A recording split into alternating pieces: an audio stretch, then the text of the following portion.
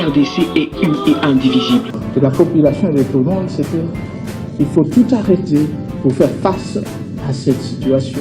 Et que nous ferons de cette terre richement bénie un réel havre de paix, de prospérité et de progrès social.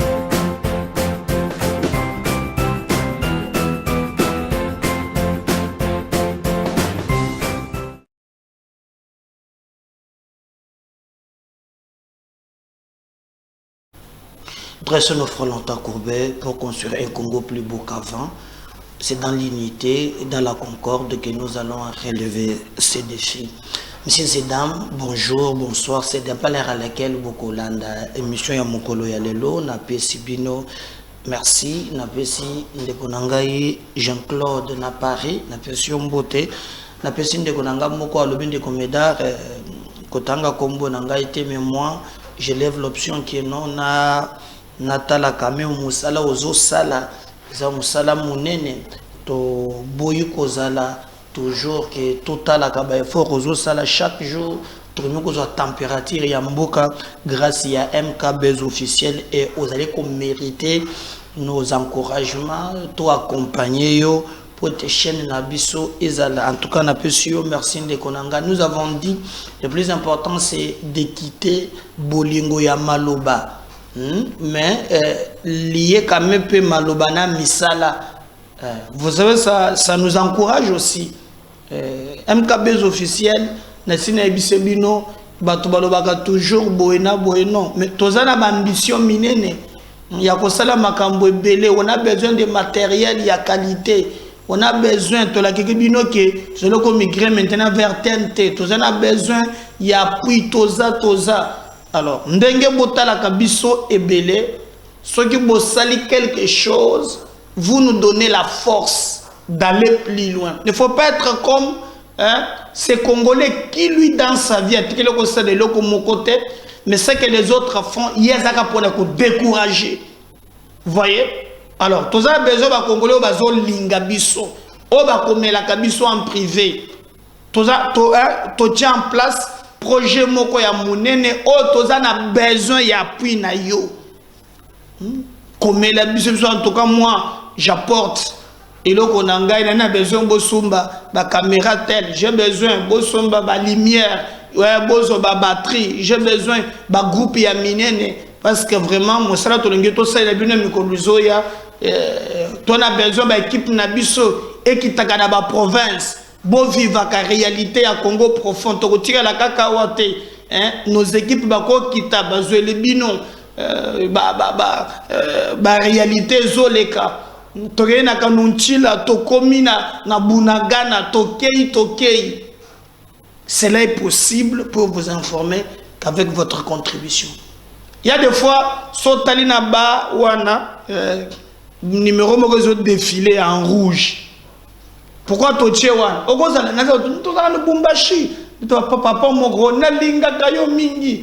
a besoin de votre appui. Regardez, si vous aimez ce que nous faisons, tu peux pile mogo ya batterie ngana kolinga bosala boy bao bale pa yo ipoyo ba mususu basubasula bazagana basana bango rien dans la vie kako finga kaka critique ya buzoba. Merci de le faire. On a besoin de ça. Bientôt là, beaucoup moins na MKB officiel na ba version mususu tozali vraiment beaucoup banda ko ba réalité. Oh toza na mayom autorité na mayom na ba équipe na biso. Tozi makambo ya Congo profond. Oh likambo za na likasi nos équipes bakiti. Ba yeli bino réalité sur terrain. Tozo changer le monsieur sur la TV. Nous vous promettons, on va travailler. C'est pourquoi on a besoin de votre accompagnement. Ceux qui vous abonnez, abonnez-vous. C'est un peu à s'abonner. Vous partagez le lien. Vous pouvez s'abonner à la pour tout ça, la monsala, et l'ongo. Ban ma solo, na mission et le loban de Konangai. Noël Tiani a commis Kobanga sécurité naïe. A cinq vraiment, ministre et intérieur.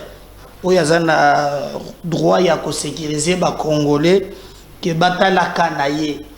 Donc, un message, il y a menace et c'est multiplié. mikolo tikoleka alobi même que ba numéro musus inconnu et comme lié il a même affiché un numéro, je crois, il y a des voix à Paris. Alors, comme il a qui est, en tout cas, il est atambola kaka na mi pepe. Tant qu'il y a konyataka mabele oyo, à cause de la plan na ye. Donc, bazo kana ba salaye mabe ba bomaye.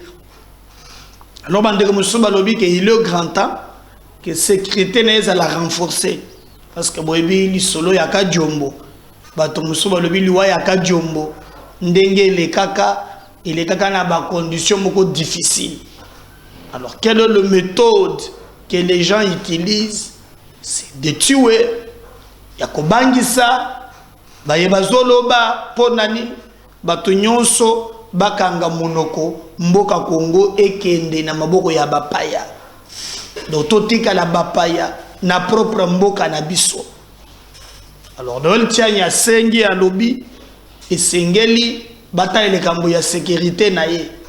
Ezali payer mon côté pour ezali na moninga mususu oyo bazana ye ntingi pululu ye pende mutu andima kipo chanya za la député te mais ntingi mutu andimi amema yango na parlement.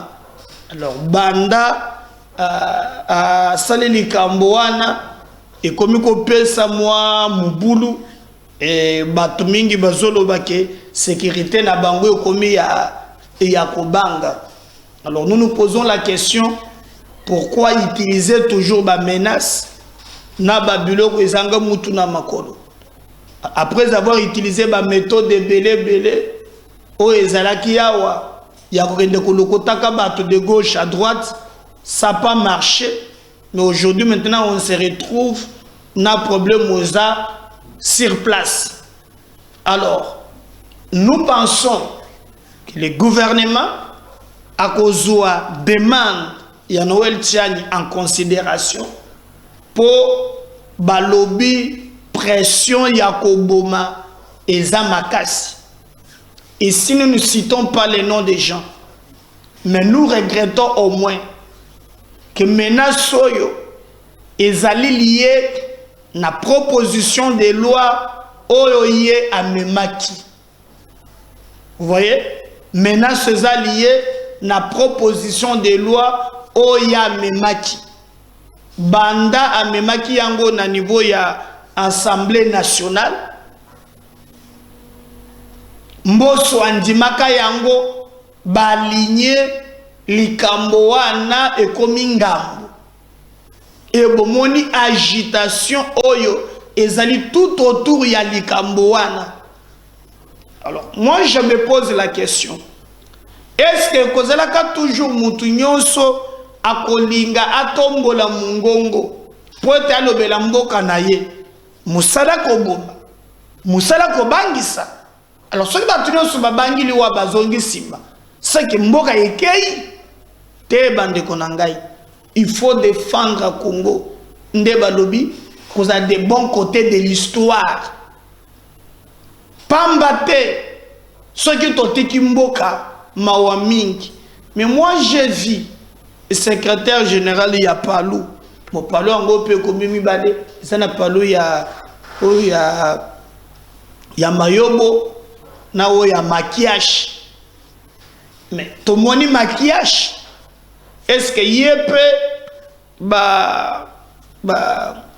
menacer payer pour Azad député national?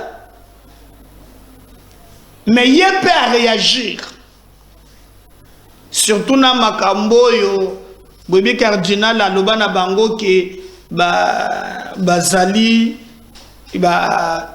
apprenti sorcier. Alors le député national Azali secrétaire général, il y a Palou, je crois, il y a El Moussous, jusque-là, tu as évité ceux qui, comment peine, tu sais que dit, IDPS bar, tu sais que dit, IDPS bar, Chibala, je ne sais pas, ceux qui bango bazali, oh wapi. Mais, le secrétaire général, je crois que c'est l'autre vidéo là, beaucoup moins de Pesangaï, Makiashi, je ne sais pas ce qui est à cause de menace, parce que comme ils sont au lobby, nous apprenons toujours qu'à la fin, ils ont Makamboya Koboma. Alors, Oli Makiashi, il n'y a pas Bimi, Oli Makiashi, Aza professeur, Maza député national. Il n'y a pas à expliquer maintenant si le plan des droits, avant tout le monde pour les Algales Gamboyo, Tchani Moko, Moutouazo Bima, Eboyena Boy. Makiashi, Azota Lisake, Bango le Kola ba député, et Sengeli Basala Moussala Nambango. Azali peut répondre même, Natata cardinal. Walobi que Makiashi Mdenga Fandu Anaza député, c'était un apprenti sorcier. Nga Bomoni Ewan, c'est l'homme Makiashi Bomoni Anaza député national, c'était un apprenti sorcier. Un petit, Azata Yamounen était un petit apprenti sorcier. Pour la Nikambo, il y a loi où ils allaient en place. Alors, Bango Gola Batobako débattre sur Yango. Alors, Azo Pes et les Kanisinaye. Nabanza ke bako menacé yete ndenge bazali ko menacé Tchani ako pesa likanisi ye. Et nous pensons que ceux qui va député bazu conscience makambo ko tambola ndenge longobani. Alors je préfère que Bisolem Kabez officiel tout kaka bilili eloba pour te tolier obaloba malobana misala. Et que Binope Bozolanda Bisso Boyebana ko juger.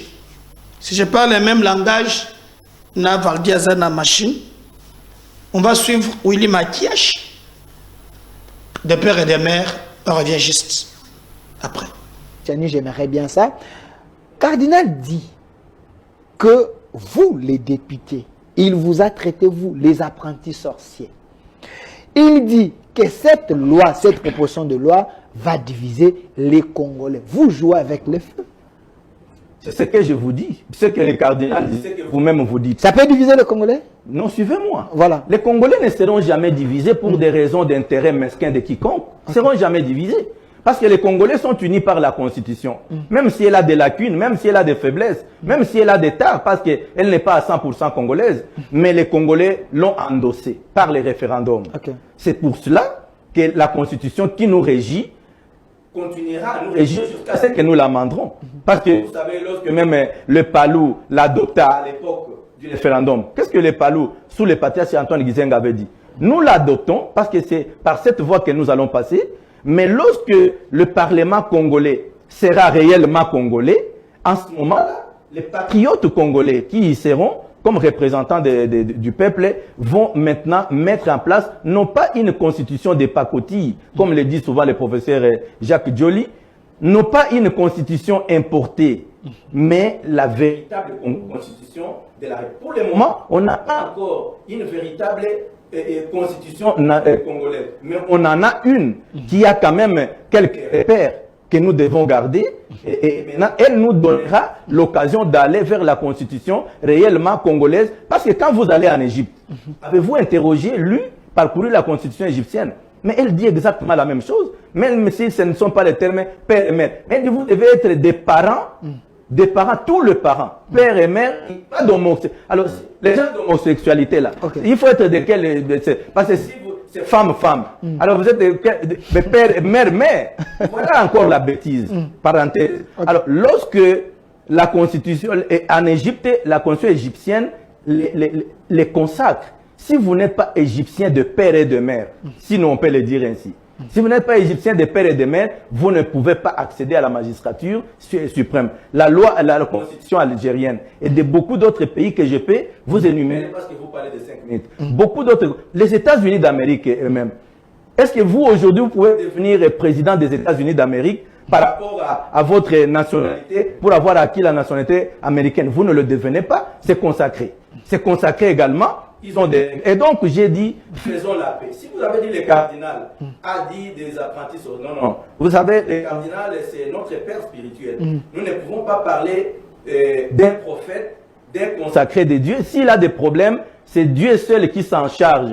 Mais la société doit s'intéresser. Donc vous livrez le cardinal entre les mains de Dieu? Bien sûr, je ne le livre pas. Okay. Il est serviteur de Dieu. Les serviteurs de Dieu qui ont des problèmes avec la société, s'ils les font contre Dieu, s'ils sont des Saül, s'ils sont des... Vous comprenez, s'ils sont des Balaam ou Balak, à qui Dieu donne le pouvoir de bénir, et lui, il est corrompu pour poursuivre les Israélites, les maudire. Mais après, il finit par dire, on ne peut pas maudire ce que Dieu a. Suivez d'abord. Le cardinal dit souvent des choses qui dérangent la société. Mais c'est lui souvent aussi qui amène à la division de la société dans les propos. Mais lorsqu'il avait dit à l'époque que tel a volé la victoire, c'est ce que Dieu a volé la victoire de Fayoulou. Et voilà, et il compara cela dans la Bible avec Jacob et Ésaü. Mais est-ce que le cardinal avait-il lu les Saintes Écritures normalement, qui ne traitent pas Jacob comme un fraudeur? Jacob ne frauda jamais. Est-ce que Dieu peut agréer un fraudeur jusqu'à faire, il dit, Jacob, tu deviens Israël, et que tout soit consacré sur les 12 enfants de Jacob, parce qu'il ne frauda. Le cardinal n'avait pas lu la prophétie dans les Saintes Écritures, dans l'Ancienne Alliance. Ce n'est pas le premier qui prendra, c'est le deuxième. Merci, merci président William. Et donc, vous voyez souvent... Alors, c'est nous ce que nous étonne, Bande Korangaï, c'est de comprendre comment Batunion Soyo Bazale pour réfléchir, mais il y a un groupe d'individus, Balingi Koyoka Boyete. Balingi Koyoka Boyete. Le comble l'année que bango ba lever option kaka pona bapaya bakamba biso deba moko salama kiao na yebisaki bino ke ba vérité ko bima bolanda ki na mwa moko koma bato babima ki oba meti oba boy. Alors tiani alobi menace na ye. Donc première menace d'abord avant to comme ya ba téléphone ya ko boma. Ezali oyo katebeka toto ye moko a menacé. Alobi ka ko porter ye plainte. Ce qui est normal la démocratie. Lorsque vous sentir que vous avez lésé, ça s'appelle la droit, la diffamation. Okoki ko yana bazuzi, olobi ngaba lobi nanga boye. Si ma bazuzi mukano basambi sibino. Mais ce qui est commis au lieu et ce qu'on a bazuzi topé na ba contradiction et comme il y a ba menace de mort wanande ezali mabe koleka bon monaki tango tiani azui énergie ya kolobela likambo wana alobaki terre oya azoloba mingi katebeka toto muntu ayebisaki ye. Je vous avais expliqué lobby que katebe muntu asali révélation. Mais kateba wangani chani abimisaki photo. Mais comme makambuya menace. Qu'est-ce qu'il a sali? A comme maintenant obligé à bête la bateau vérité même. Il y a contexte trop bango bakutene laki. Achagi ba photo pour kateba lobi que ça na photo à la kisa. Bande konangai, bande moko ba singande ko meda kajombo alongwa ki kaka boy Max kajombo ezalaki toujours boye azo alerter gouvernement bazo comprendre te azo loba bazo ndimela yete suka ekoko make on avait perdu Max Kajombo botombo la mungongo bobelela bato wana bazalaka bato ya masanute d'auto présenté apema na kimia aza parmi bato oyo balakisa ke biso. Moi je me souviens que muntu oyo ala musaka biso bo andori ya muyambo azo wanga na alelo. Mais à l'époque moi je sais que on nous avait même parlé likambo ya oya kabasele nde baboma kabasele bazwa nini na ye Max Kajombo lelo tokanisi yo opema na yo na kimia bisika ni yo ozali metango makambo ya kolobela kaba nani bazaba congolais te e bandi Max Kadjombo bozo mona wana voilà ye wana azasu na mokilité batoyo ko banga chanya keba même ba biso nyonso de komeda keba. Alors soki totie ko banga mboka ikei moi je me souviens, il avait fait des révélations graves. Oh, Batonyon Soubayebaki. Et dans même ce qu'il avait dit, Kadjombo Alobaki, Mouyambo a confirmé Kayango, parce que même dans ses émissions, à Tchaba Exprès, oh yo, il y a une émission que je crois c'était avec Molière, oh yo, Mouyambo a zotali sa comment, Katumbi na Zambi, comment Abotola Biloko, comment Azua, Babiloko Yabat. Il a dit beaucoup de choses. Il avait dit beaucoup de choses. Mais nakamwa que Nyon soit Bossani, le Katumbi a commis partenaire et les combles dans cette histoire, ce sont des Congolais. Ce sont des Congolais. Cette émission-là, voilà. Ça, c'est Mouyambo. Ce Bollandais émission extrait, c'est Mouyambo qui nous montre que comment Kabasele, awa pona Mouyambo Katumbi azalaki na nous Zambien, aza Congolais yebaki aza mutu ya Zambi, mama na aza na bomo inano akufite. Na place bozo mona zolo bawana. Et chose grave, il a même parlé que Katumbi Azana Mbongo a botola concession moko ya minerai ya muntu moko kabasele non seulement ka botola ite mabomi. Alors les Congolais biso boka musakanga nyonso bobosani. Et comme lui a trouvé ses intérêts pour Molière Azana bomoy, Mouyambo Aza pena bomoy. Nyonso changé, les archives sont là. Boko talata yangote bobosani. Ezamawa. Alors, pourquoi vous menacez? Pourquoi vous menacez, Bat? C'est regrettable. Alors, lui a dit, Moutoye Bissier de Kamboana, Azama Kambuya, Kobangi Sateto, Kolubanini, Moutou Alubaki na ye. Katumbi, ceux qui botiki ye, Aza Congolais, Aza Kateba Katot, mais Kateba confirmé que Azalim de connaît côté ya père. Mais ya Kateba Lobi, Ataza Mundele, Yaza, côté ya maman na Yaza Mubemba, vraiment ya Zambie. Ya Congo, allez je dis, mais ya Katumbi nde, ya Zambie. Kateba Lobi a porté plainte. Noël Tiani. Le but de Tchakio. Maintenant, c'est ça, Yanni. Les apports à Makambo. On te suit. On va revenir juste après pour continuer avec notre émission. Amokoloya Lelo. J'ai rencontré Katebe Katoto 3 fois. Katebe Katoto. 3 fois. Okay. La première fois, on s'est rencontrés à l'hôtel Conrad, à Bruxelles. La deuxième fois, il est passé me voir dans un autre hôtel qui s'appelle l'hôtel Zoom à Bruxelles. La troisième fois, on s'est rencontrés à Montgomery, l'hôtel Montgomery. Mais quand on s'est rencontrés toutes les fois, on n'était que 2. Okay. Il n'y avait pas quelqu'un d'autre. J'ai vu que les Kamitato ont voulu montrer des photos comme pour dire qu'on s'est rencontrés ensemble. Kamitato n'était pas à la réunion que j'ai eue avec KTB. Okay. On n'était que 2. Pendant cette réunion, KTB Katoto m'a expliqué l'histoire de sa famille.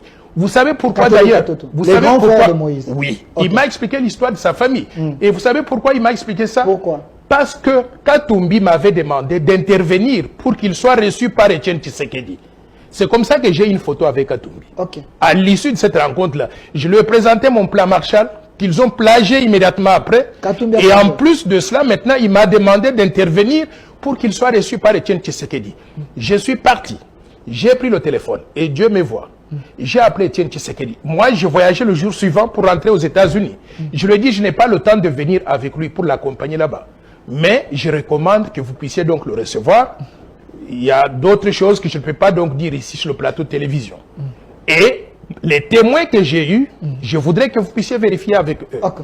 J'ai appelé Roger Tshisekedi. Je pense que c'est le grand frère de Félix Tshisekedi, le président de la République. Roger Tshisekedi est venu à mon hôtel. J'ai écrit un mémorandum adressé à Etienne Tshisekedi expliquant pourquoi je lui demandais de recevoir Katumbi. Okay. J'ai remis ce mémo. Il peut témoigner ce que il peut témoigner, s'il vous plaît, vous l'appelez. Vous vérifiez avec lui. Je vais lui. le chercher. Ok? J'ai parlé avec lui et je lui ai remis ce mémo-là. J'ai parlé devant Roger Tshisekedi à Etienne Tshisekedi. J'ai pris l'avion, je suis retourné aux États-Unis. Je suis choqué qu'aujourd'hui, KTB dise qu'il ne me reconnaît pas. Mais Dieu de mes ancêtres, non seulement que je l'ai rencontré ces 3 fois-là, il m'a même invité à aller chez lui. Il m'a dit qu'il habitait à Anvers. Comment je connais là où il habite? Il m'a invité à aller chez lui et je lui ai dit, je suis désolé, j'aurais bien voulu venir. Malheureusement, je dois rentrer au travail. Je prends l'avion donc demain matin, je rentre aux États-Unis. Alors, quand je vois qu'ils essaient d'embrouiller les choses, de mentir, mais c'était un mensonge, bien sûr. C'était un vrai mensonge. Cette réunion-là, ces 3 réunions, ces 3 rencontres, on n'était que lui et moi. Il n'y avait personne d'autre. Alors, pas les Olivier Kamitani. Lundi, Binomoko, Monindengeri, Chani insiste. Bon, nous ne va pas encore débat ou un clos pour nous. Maintenant que Katebe Katoto a Kendeka na justice a porté plainte pour de justice PSBSOBA précision. Il y a Oyo, Iye, Azale et Koloba. Débat moko ezali ko salema awa, ezali ke Kagame alingia ya ko auditer fichier na biso ya élection. Comme vous le savez, Kagame azali ko diriger OIF. Bon, Kagame comme président, mais Moutunaye Moko, Louise Mouchikouabou, organisation Bozomona wana, Rwanda lobaka anglais, mais na système ya France. Il y a Lukakaka, Kosala Biso Mabe, la francophonie, Mouchikwa Bouyewan, Obozomonawan, Yamontazo Kamba francophonie. Maintenant, Bazolinga Balobi, oh non, il faut auditer, fichier, pour moniquer, na fichier wana, Makambu ya Mabe Zali. Bo Saganana Biso Mouchikwa, Mouchikwa. Na lobi na ebisaki bino na propre mboka na bango ya Mushikwa bozo mona wana basala élection Kagame azali à 99,9%. Élection bongo na mokili mwe mbok 99,9 ba voter Kagame na mboka na bango eske bosibo audita Congo nde bazoba na bino boyo ko auditer. Ça insulte. Et juste même les opposants, qu'on soutenir Yango, non, il faut IF, auditer tout ça, les experts naïbaya. Mais un Congolais, Azali président de la nouvelle société civile, M. Jonas Tchombela. Il y a lobby, pas question. Pas question que to fanda boye, toyokake, OIF, baye, auditer.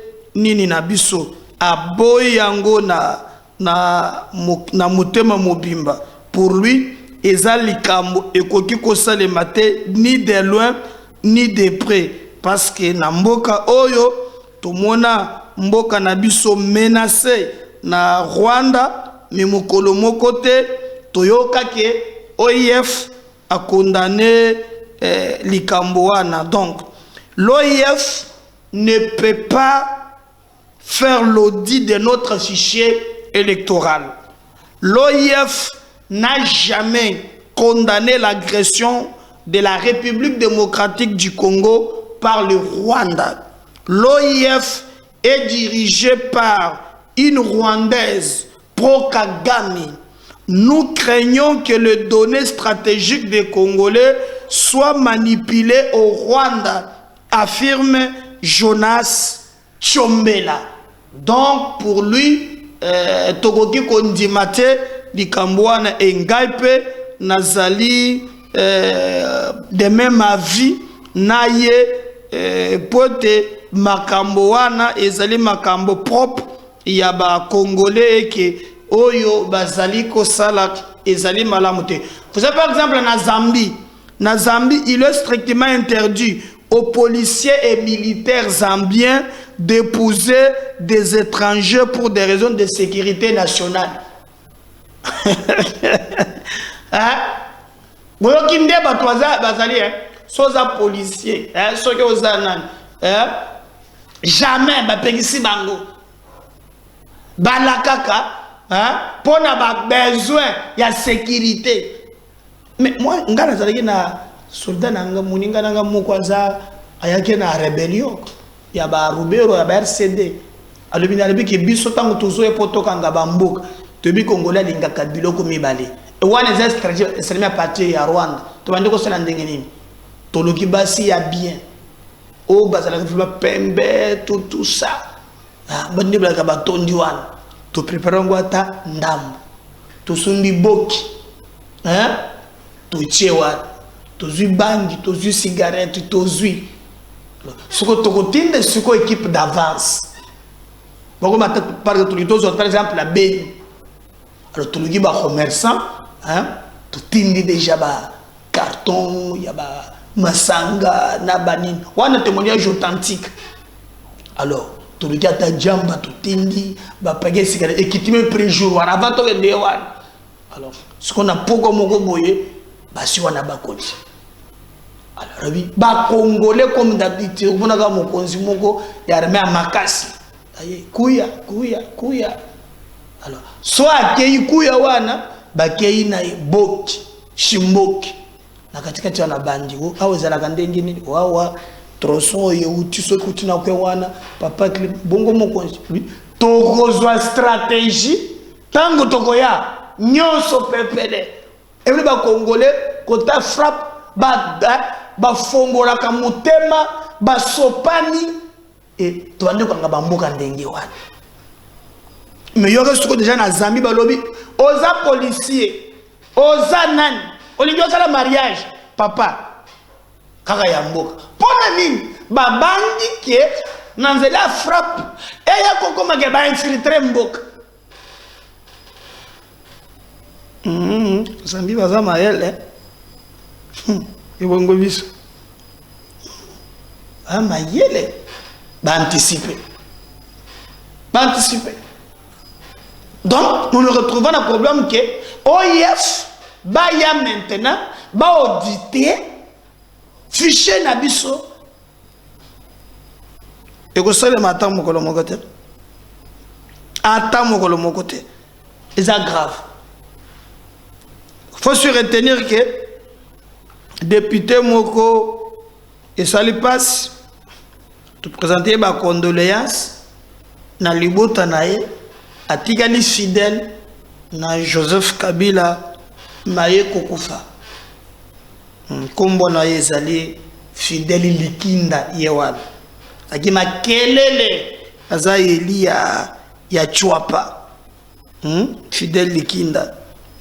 Parmi les rares qui ont resté fidèles au sénateur Joseph Kabila, autorité morale du FCC, Yewana, Azali Susu na Bomoïte, Amikofeli Naye, donc Bissou MKB officiel te présenter ma condoléance na Libota Naye, fidèle et likinda, comme Moko ya bien, Yewana maintenant Koufi, donc un colo.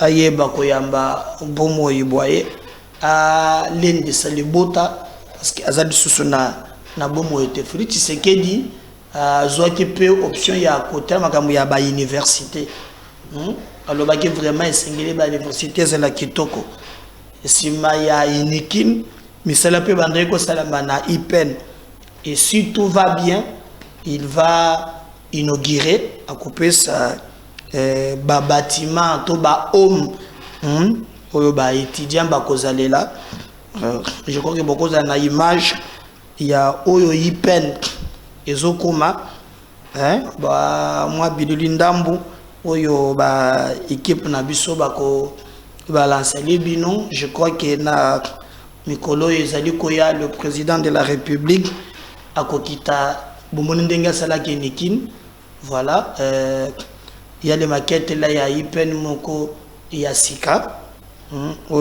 Qui vraiment beaucoup moins d'engeneni IPEN et Kozala, à Kokende Kona Ponako, inauguré homme, étudiant et kotanga dans des conditions oyo ils acceptables. Donc na mikolo zoya vraiment bokoyeba yango. Alors comme d'habitude to sengi bino ke bo s'abonner massivement na MKBz officiel, bo partager les liens puis bo commenter.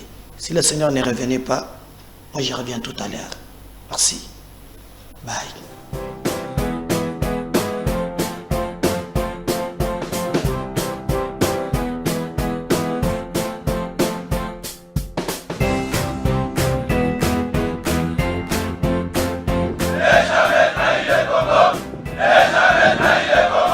La RDC est une et indivisible. De la population de tout le monde, c'est qu'il faut tout arrêter pour faire face à cette situation.